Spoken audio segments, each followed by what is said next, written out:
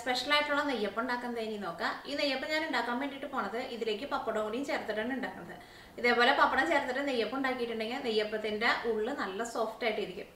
അപ്പോൾ നമുക്ക് നോക്കാം ഇതിന് റെഡിയാക്കാൻ.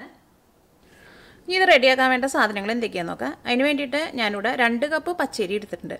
2 കപ്പ് പച്ചരി എന്ന് വെച്ചിട്ടുണ്ടെങ്കിൽ 400 ഗ്രാം അരി ഉണ്ടാവും. ഈ അരി ഏറ്റാദ്യം നന്നായിട്ട് കഴുകിയിട്ട് ഒരു 2 മണിക്കൂർ വെള്ളത്തിലിട്ടിട്ട് കുതിർത്തിയിട്ട് എടുക്കണം.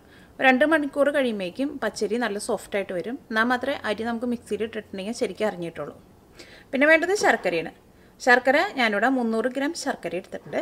ഞാനിവിടെ ഇതേപോലത്തെ നല്ല കറുത്ത ശർക്കരയാണ് എടുത്തേക്കുന്നത്. ഇതേപോലത്തെ കറുത്ത ശർക്കര ചേർത്തിട്ടുണ്ടെന്നുണ്ടെങ്കിൽ നെയ്യപ്പത്തിന് നല്ലൊരു കളർ കിട്ടും. അല്ലെങ്കിൽ ഇപ്പോൾ നിങ്ങൾ സാധാരണ എടുക്കണ ഏത് ടൈപ്പ് ശർക്കര ആയിരുന്നാലും കുഴപ്പമില്ല. ഇതിലേക്ക് 1 കപ്പ് വെള്ളം ഒഴിച്ചിട്ട് ഈ ശർക്കര ഒന്ന് ഉരുക്കിയിട്ടെടുക്കണം. പിന്നെ 4 ടേബിൾ സ്പൂൺ ഗോതമ്പ് പൊടി വേണം. പിന്നെ ഞാനിവിടെ 4 പപ്പടം എടുത്തിട്ടുണ്ട്.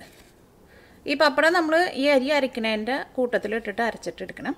അപ്പോൾ ഈ പപ്പടം കൂടിയും ചേർത്തിട്ടുണ്ടെങ്കിൽ നെയ്യപ്പം നല്ല സോഫ്റ്റായിട്ട് നന്നായിട്ട് പൊന്തി വരും.